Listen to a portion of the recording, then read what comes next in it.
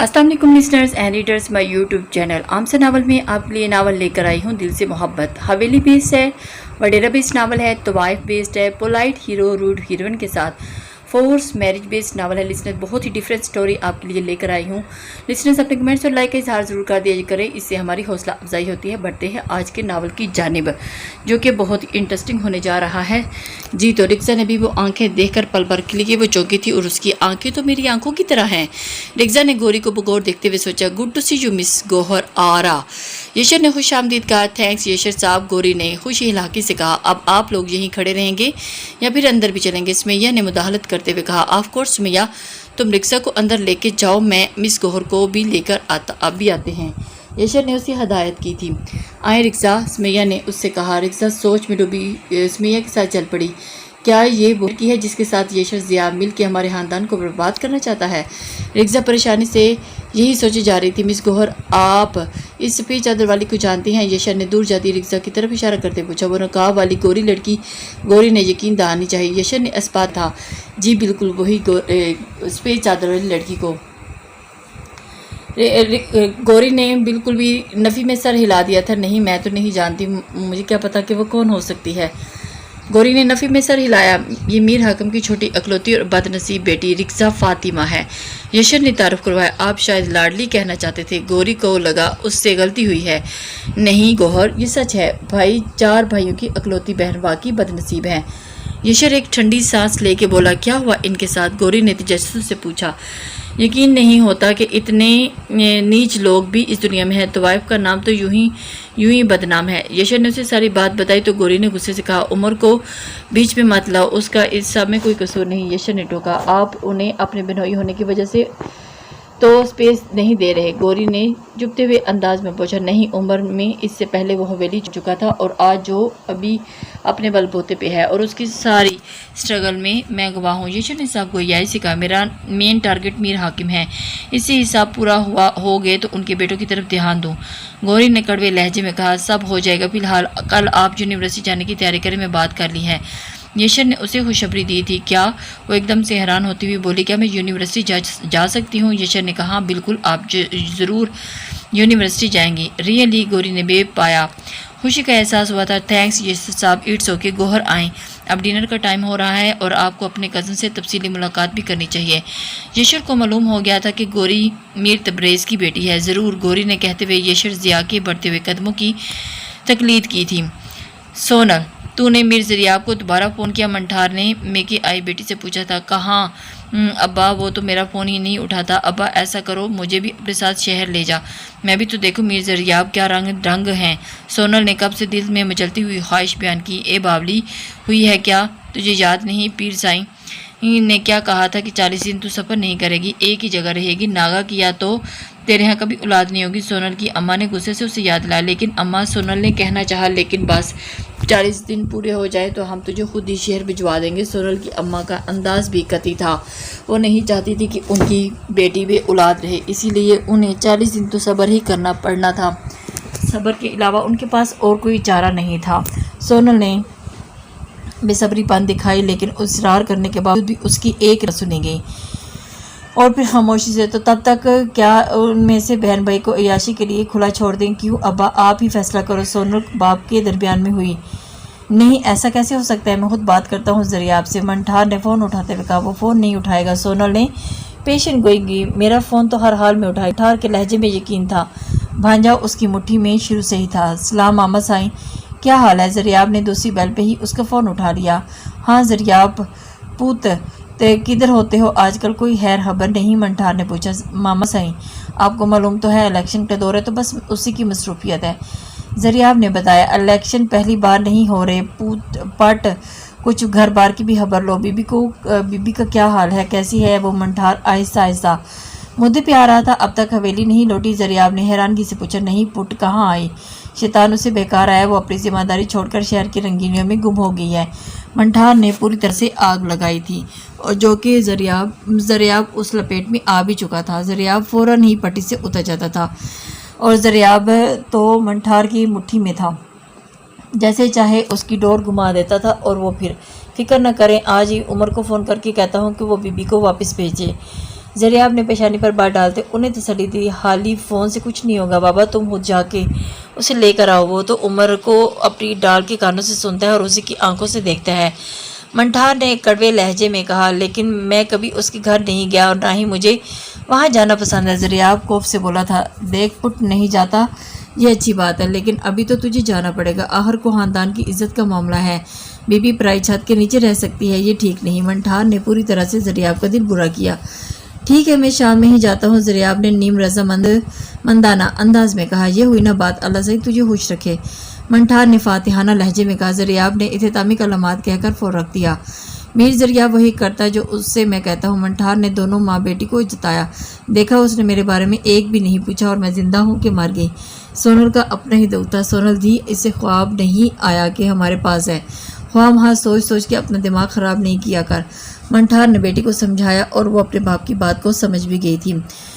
ٹھیک ہے بابا صحیح جیسا آپ کہتے ہیں. منٹھار اپنی بیٹی کو سمجھاتے ہوئے کہ اس کے ساتھ اچھے طریقے سے رہا کر. سونل منہ بنا کے رہ گئی تھی. تو شان اسے دیکھ کے اپنی جگہ پہ ہی جم گیا تھا. ہاں میں, اس نے ایک جتائی مسکان کے ساتھ تصدیق کی. تم یہاں نہیں آ سکتی. شان بے یقین تھا. کیوں, یہ یونیورسٹی تمہارے باپ کی ہے؟ اس نے قدرے جھک کر تنزیہ انداز میں پوچھا. ہے تو تمہارے باپ کی بھی نہیں, شان نے تمسخرانہ انداز میں کہا. میرا باپ اس جیسی 10 یونیورسٹیاں خریدنے کی استطاعت رکھتا ہے, اس نے کڑوے لہجے میں جتایا. اسٹرینج, طوائفوں کے باپ بھی ہوتے ہیں, آج معلوم ہوا. شان کا انداز تضحیک امیز تھا. ہاں ہوتے ہیں, اور وہ تمہارے باپ جیسے ہی ہوتے ہیں جنہیں ایک بستر پورا نہیں پڑتا. گوری حقارت سے بولے. یہ اپنے باپ کی شان میں قصیدے میرے باپ کو بیچ میں مت پڑھو. شان نے انگلی اٹھا کے تنبیہ کی تھی. میرے باپ کے بارے میں ایک لفظ بھی نہیں. وہ تمہارے باپ جیسا نہیں تھا. میرے باپ کو عورت کی عزت کرنی آتی تھی, چاہے وہ کوٹھے پر بیٹھی عورت ہو یا گھر کی چاردیواری میں موجود عورت. گوری کے لہجے میں اپنے باپ کے لیے غرور تھا, اور وہ شان اس کی اس طرح کی ہمت پہ دھا دینے کے لیے اس کے پاس اور کوئی چارہ نہیں تھا. وہ حیران اور پریشان تھا کہ وہ اتنا تیور لے کر واپس یونیورسٹی آئی ہے. لگتا ہے مس گوہر آرا یونیورسٹی میں جلا وطنی کے دنوں میں انہوں نے اپنے والد صاحب کو دریافت کر کے ان پر خاصی تحقیق کی ہے. شان تالیاں بجاتے ہوئے اونچی آواز میں بولا. سارے اسٹوڈنٹ ان کی جانب متوجہ ہوئے. وہ اس وقت راہداری میں کھڑے. تمہارے باغ پہ خاصی تحقیق کی ہے, کہو تو سب کے سامنے تفصیل بیان کروں. گوری نے سینے پہ بازو لپیٹتے ہوئے کہا. سرد بحری سے کہا. شان کا چہرہ توہین کے ایسا ہوا. گوہر آرا آج بھی اسے دھول چٹوانے کی صلاحیت رکھتی تھی. بندہ اتنا ہی بولے جتنا بھگت سکے. اعلان کرنے والوں کے بھی تماشے لگ سکتے ہیں, سمجھے. گوری اس پہ ایک گہری بری نظریں ڈالتی ہوئی کلاس روم میں چلے گی. سر کیا ایک ایکسپلیٹ اسٹوڈنٹ آپ کا لیکچر اٹینڈ کر سکتا ہے؟ سر احمد کے لیکچر میں دوران شان کی زبان کھجلی ہوئی تھی. گوری نے اسے کھا جانے والی نظروں سے دیکھا. ایکسپلیٹ کون؟ میں اچھے سے جانتی تھی کہ وہ کس کی بات کر رہی ہے. گوری نے اس کی طرف دیکھا اور پھر آنکھیں بھویں چڑھا کر ایک دم سے اس کی طرف جانتی نظروں سے دیکھا اور بھویں اچکا دی. سر آپ نہیں جانتے ایکسپلیڈ آپ کیا کہنا چاہتے ہیں مسٹر شان؟ سر احمد اپنے چشمے سے اسے گھورتے ہوئے بولے. سر مس گوہر کو یونیورسٹی میں ایکسپیل کیا گیا تھا, لیکن آج ایک کلاس میں موجود ہیں. شان نے ایک سرد نظر اس پہ ڈالتے ہوئے کہا. مجھے ایسا کیوں لگ رہا ہے مسٹر شان کی اگلی دفعہ ایکسیپل ہونے کی باری آپ کی ہے. اس میں سیمسٹر میں بھی آپ فیل ہوئے. سر احمد نے سنگین لہجے میں وارن کیا تھا. آپ مجھے دھمکی دے رہے ہیں؟ شان کا لہجہ تناوا تھا. گوری نے ہاتھوں میں پین گھماتے ہوئے دلچسپی سے دیکھا. مسٹر شان یہ درسگاہ ہے, آپ کے فادر کا سیاسی اکھاڑا نہیں, لہٰذا محتاط ہو کے بات کیجیے گا, اور جب تک آپ کی گفتگو کا سلیقہ نہیں آ جاتا آپ میرا لیکچر اٹینڈ نہیں کر سکتے. سر احمد کا لہجہ مزید سخت تھا. وہ خود ایک نامی گرامی سیاسی بیک گراؤنڈ سے تعلق رکھتے تھے, تو انہیں کیا ضرورت تھی شان سے دبکنے کی. گوری کے چہرے پر ایک ملحوظ کن مسکراہٹ پھیلی. ویل ڈن سر. گوری نے ایک بے آواز تعریف کی. شان لب پیچھے کلاس سے واک آؤٹ کر گیا تھا. سر احمد کے بیک گراؤنڈ سے بھی وہ اچھی طرح سے واقف تھا. تو اسٹوڈنٹ ہم کیا ڈسکس کر رہے تھے؟ سر احمد نے یوں ہی کہا جیسے کچھ ہوا ہی نہیں, اور دوبارہ سے کلاس کو ساتھ لیتے ہوئے انہوں نے لیکچر کو آگے بڑھانے کی تگودو کی. Impact of international issues of economics. گوری نے سب سے پہلے جواب دیا. سر احمد نے ایک نظر اس پہ ڈالی اور ان کے انداز مستعج تھی. گڈ ٹو سی یو مس میر. سر احمد نے نرمی سے کہا. اور یہ اور بات کے کلاس میں ہلچل مچ گئی. مس میر تو شان کی بات درست تھی، گوہر آرا نے اپنے والد کی دریافت کر ہی لی تھی، لیکن سوال یہ تھا کہ سر احمد کو کیسے معلوم ہوا؟ یقیناً اس کا باپ بھی کسی اونچی خاندان کا چشم چراغ ہے۔ جب ہی تو سر کو معلوم تھا۔ بیک سیٹ پہ بیٹھی ارم نے تبصرہ کیا، جب ہی تو اس کا نخرہ پہلے سے زیادہ بڑھ گیا ہے، کریلا اب نیم چڑھا ہو گیا ہے۔ ارم نے ساتھ بیٹھی ثنا کے جھلے بنی انداز میں تبصرہ کیا۔ گوری کے کانوں میں ان سب کی باتیں اتر رہی تھی، لیکن وہ خاموش تھی۔ ابھی وہ صرف اپنی بساط بچھا کر خاموشی سے مہرے رکھ رہی تھی۔ وہ گوہر آ رہا تھی اور اسے شہ مات کی تیاری بھی کرنی تھی، اور اسی وجہ سے وہ خاموشی سے سب کی باتیں سن رہی تھی۔ اس نے کسی کی بھی بات کا جواب دینا مناسب نہیں سمجھا۔ سر احمد کے امپریسو بیہیویئر کی وجہ سے اسے اور بھی ہمت مل گئی تھی اور وہ اپنی کلاس میں کھلے عام چل پھر سکتی تھی، اور آپ میر عمر زریاب کو دیکھ کے حیران رہ گئے تھے، حیرت زدہ ہو گئے تھے۔ اتنے برسوں میں بھی کبھی میر زریاب نے ان کے گھر قدم نہیں رکھا تھا۔ کیسے عمر میر زریاب کا انداز خاصا دکھاوا تھا۔ ٹھیک ہوں ادا، آپ بیٹھے۔ عمر نے میزبان ہونے کا فرض ادا کیا۔ نہیں، میں جلدی میں ہوں، تم جلدی بھی کو بھجوا دو، ہمیں گوٹ کے لیے نکلنا ہے۔ زریاب نے صاف صاف بات کی تھی، ادا بیٹھنا تو آپ کو پڑے گا، اور دوسرا بی بی آپ کے ساتھ نہیں جائے گی۔ سمیرا نے آگے بڑھ کر بات سنبھالی۔ کیوں؟ زریاب کی پیشانی پر بل پڑے۔ جب تک نہیں ہو جاتی بی بی ہمارے ساتھ رہیں گی، یہ بڑے میر کا فیصلہ ہے۔ سمیرا نے سنجیدگی سے کہا، اب جب تک کہ وقت فیصلہ کن گھڑی میں داخل ہو چلا ہے تو رکشا کو جانے نہیں دے سکتی۔ یہ میرے پیچھے تم لوگوں نے یہ سب طے کر لیا ہے۔ میر زریاب کو سمیرا کی بات بالکل اچھی نہیں لگی تھی۔ ادا بابا صاحب کا فیصلہ ہے، عمر نے بتایا۔ بی بی کو بلاؤ، مجھے اس سے کچھ بات کرنی ہے۔ میر زریاب نے کچھ سوچ کے کہا، ٹھیک ہے میں بلاتی ہوں، آپ ریلیکس ہو کے بیٹھیں پلیز۔ سمیرا کہتے ہوئے اٹھ کھڑی ہوئی، اور پھر جاتے ہوئے اسے تھوڑی سی پریشانی بھی ہوئی کہ اگر میر زریاب نے رکشا کو منا لیا تو پھر وہ کیا کرے گی۔ میر زریاب کے لب پینچ کے صوفے پر بیٹھ کے ٹانگ پہ ٹانگ دھر کے بیٹھ گیا۔ ناگواری اس کے انگ سے نمایاں تھے۔ رکشا، میر زریاب تم سے ملنے آئے ہیں۔ سمیرا اس کے روم میں آ کر بولی، مجھ سے؟ رکشا جو نماز پر بیٹھی وظیفہ پڑھ رہی تھی حیرت کے مارے کھڑی ہوگی۔ سمیرا نے کچھ کہنے کے بجائے اسبات میں سر ہلا دیا۔ سمیرا کو شدت سے رکشا کے دکھ کا اندازہ ہوا۔ کہنے کو وہ 5 بھائیوں کی اکلوتی بہن تھی، لیکن آج تک ڈھنگ سے محبت بھرا جملہ انہوں نے رکشا سے نہیں کہا تھا۔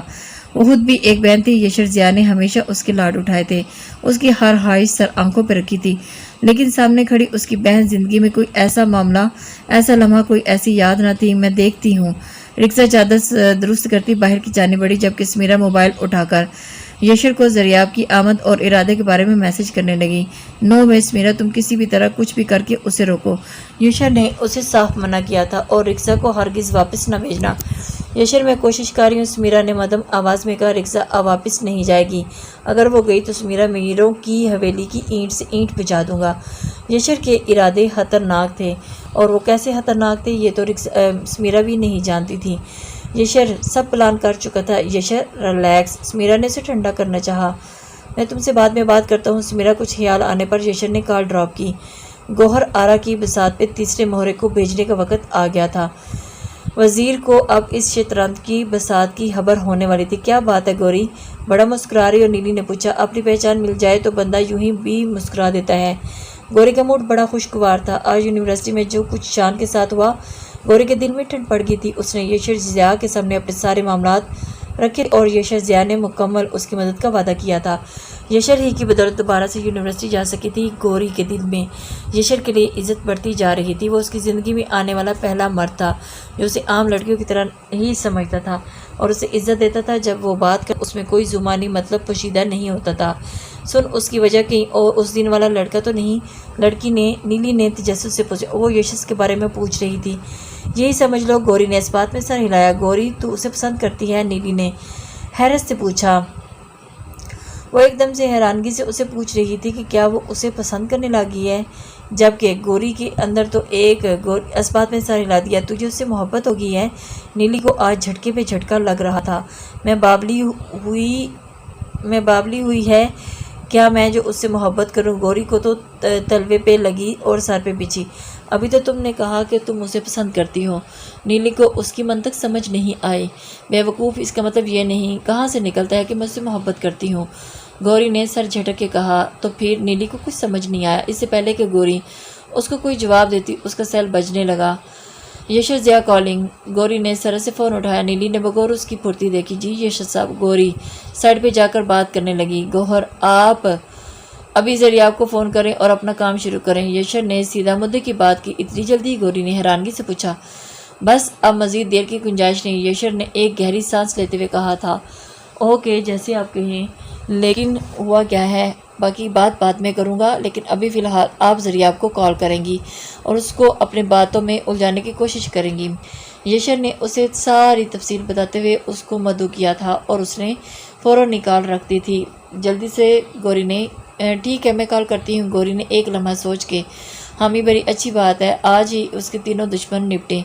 Good luck. यशस ने कहकर फ़ोन रख दिया और उसके तने असाब पर पुरसुकून होना शुरू हो चुके थे।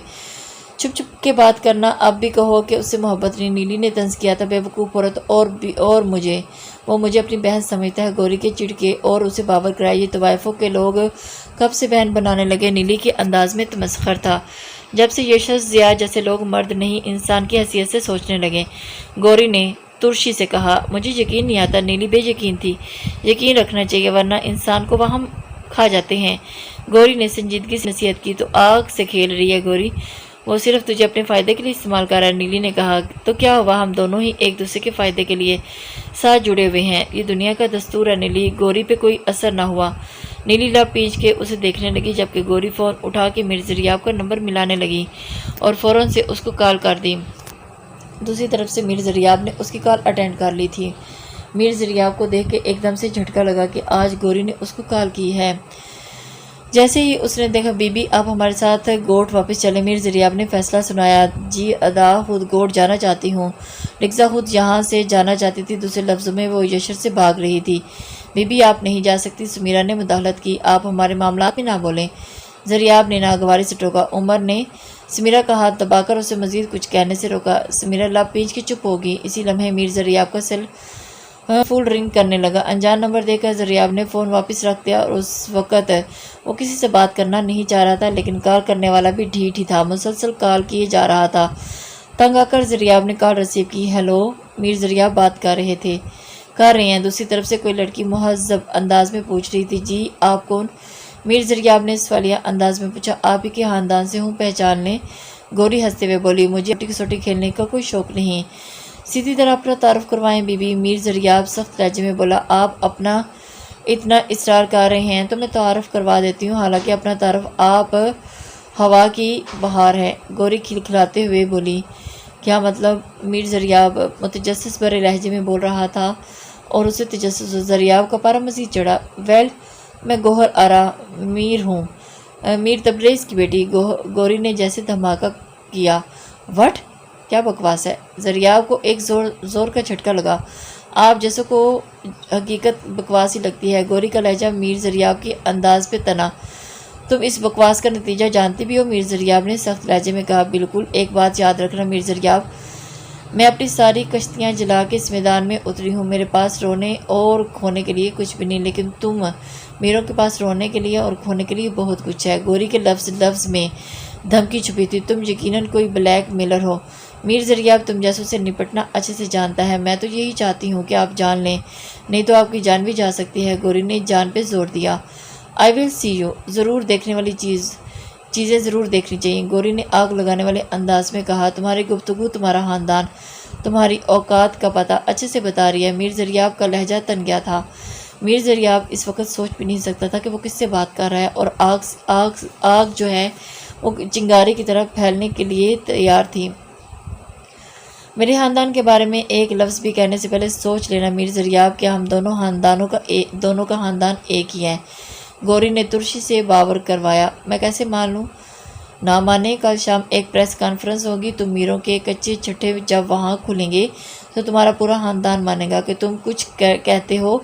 मीर ज़रियाब को एहसास हुआ कि उस वक्त कहाँ बैठा है, और सुमीरा और उमर और इक्ज़ा उसे सवालिया नज़रों से देख रहे हैं। तुम चाहती क्या हो? ज़रियाब वहाँ से उठते हुए बोला। जो इतनी आसानी से अपनी चाहत बता दे वो गौहर आरा नहीं। गौरी ने जैसे उसकी बेबसी का लुत्फ़ लिया। तुम जानती हो ना किससे टक्कर ले रही हो? हाँ, बहुत हिसाब निकलते हैं तुम लोगों की तरफ। उस दिन के लिए میں نے بہت سال تک انتظار کیا ہے۔ میر تبریز کے خون کا حساب اب میر حاکم کو ہی دینا ہوگا۔ گوری کا سخت لہجہ آخر میں بھیگ گیا تھا، جبکہ میر زریاب اپنی جگہ کھڑا رہ گیا۔ یہ لڑکی میر تبریز کی بیٹی تھی، لیکن وہ یہ نہیں جانتا تھا کہ میر تبریز کا ماضی کیا ہے۔ اس سوال کا جواب ایک ہی شخص دے سکتا تھا، وہ تھا منٹھار۔ اس نے فوراً سے ماما منٹھار کو کال کی اور اپنے چچا کے بارے میں پوچھ لیں۔ میر زریاب نے فوراً گاؤں جانے کا فیصلہ کیا اور عمر کو بتاتے ہی وہ فوراً روانہ ہوا۔ جانتا تھا کہ 1 منٹ کی بھی دیری ہوئی تو الیکشن کے میدان میں ان کا پانسا پلٹ سکتا ہے، اور یہ میر زریاب کو گوارا نہ تھا۔ یہ ایک دم کیسے چلے گئے؟ سمیرہ حیرت سے بولی۔ کہاں وہ بازید تھا رکشہ کو ساتھ لے کر جانے کے لیے، اور کہاں اسے لیے بنا ہی آندھی طوفان کی طرح چلا گیا۔ شاید کوئی مسئلہ ہو گیا ہے اس وقت الیکشن کی وجہ سے۔ ادا زریاب بہت دباؤ ہے، عمر سوچتے ہوئے بولے۔ چلو رکشہ، تم اپنے کمرے میں جا کے آرام کرو، میں بچوں کو تمہارے پاس بھیجتی ہوں۔ سمیرہ نے مسکراتے ہوئے کہا۔ رکشہ سر ہلاتے ہوئے اندر بڑھ گئی، جبکہ ذہن مسئلے پہ انکارا کیا تھا کہ کیا یشر ضیاء اپنا کام شروع کر چکا تھا۔ اتنا سج دھج کے کس پہ بجلیاں گرانے جا رہی، اور نیلی نے نکسکسی تیار گوری کو دیکھا تو وہ پوچھے بنا نہ رہ سکے۔ تمہیں معلوم ہے جب بجلی گرتی ہے تو کیا ہوتا ہے؟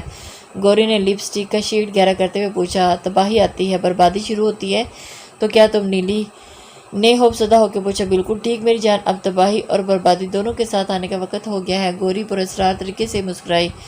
تم کیا کرنے والی ہے؟ اور گوری نیلی کو اس کے انداز سے ڈر لگنے لگا۔ ملکہ کو بہت شوق تھا نا شمع محفل کو مٹھی میں قید کرنے کا، اب اسے معلوم ہوگا۔ جلتی شمع پہ ہتھیلی دھرنے سے ہاتھ خود کا ہی جلتا ہے، گوری تنفر سے بولی تھی۔ نیلی نے سانس لینا محال ہو گیا تھا۔ گوہر آرا کا دماغ خراب ہو چکا ہے۔ ملک کے فارم ہاؤس پہ رنگ بو کا سیلاب امڑ آیا اور نازو ادا للچلی ڈھال جیسے وجود مخمور نگاہیں الگ ہی رنگ جما رہی تھی، لیکن محفل کا اثر رنگ تو تب بام عروج پہ آیا تھا جب گوہر آرا نے قدم رکھا۔ گوہر آرا ملک جیسے ہوا میں تیرتا تو اس تک پہنچتا تو جو بلیک نیٹ کی ساڑی میں ہوش اڑا رہی تھی۔ ملک جی، گوری کے لبوں پر یہ بھرپور مسکراہٹ تھی جو کسی کا دل بھی گھائل کر سکتی تھی، اور اس کا وجود سراپا قیامت، اور گوہر آرا آج قیامت ہی ڈھانے آئی تھی۔ مجھے یقین نہیں ہو رہا گوہر جامع ملک کے ساتھ چھلک چکا تھا، اور یقین کر لیجیے ملک جی، یہ لمحے بس کچھ گھڑی کے مہمان ہیں۔ گوری کے لہجے میں کیا تھا؟ سرور میں ڈوبے ملک کو محسوس تک نہیں ہوا تھا، اور اسے گوری ملک نے مہمور لہجے میں پکارا۔ حوصلہ رکھے ملک جی۔ گوری ساڑی کا پلو شانے پہ درست کرتی آگے بڑھ گئی تھی۔ ملک کی حسرت بھری نگاہیں کتنی دیر گوری کا پیچھا کرتی رہی۔ تم شان اپنی جگہ پہ جم گیا۔ ہاں میں یہاں بھی۔ گوری نے اس کی حیرت کا لطف لیا۔ تو آج تم یہاں کیا کرنے آئی ہو؟ شان نے سرسراتے لہجے میں پوچھا۔ گوری کی یونیورسٹی میں کہی جانے والی بات اس وقت اسے شدت سے یاد آئی تھی۔